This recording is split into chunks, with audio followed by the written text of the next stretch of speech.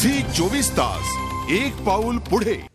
सोलापुरातल्या 2 चारा छावण्या पर्यायी व्यवस्था न करताच बंद करण्यात आल्यात। त्यामुळे दुष्काळग्रस्त शेतकऱ्यांच्या अडचणी आणखीनच वाढल्यात।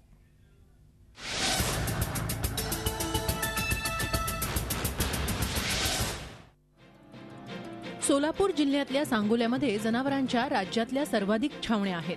मात्र सांगोल्यातल्या आलेगाव आणि चोपडीच्या 2 छावण्या बंद करण्याचे आदेश तहसीलदारांनी दिले, तेही जनावरांची कुठलीही पर्यायी व्यवस्था न करताच।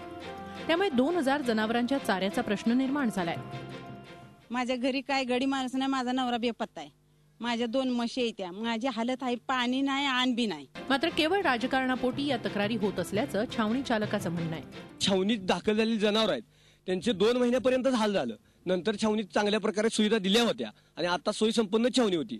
मात्र लेट रिपोर्ट गेल्यामुळे छावणीवर प्रांतांनी न चौकशी करता, इथं रिपोर्ट न देता, इथं व्हिजिट न करता छावणी पूर्णपणे बंद करण्याचा आदेश दिला। आता या छावण्या बंद झाल्यानं शेतकऱ्यांना दुसऱ्या छावणीचा पर्याय शोधावा लागणार आहे। मात्र ती छावणी 4 किलोमीटर लांब आहे।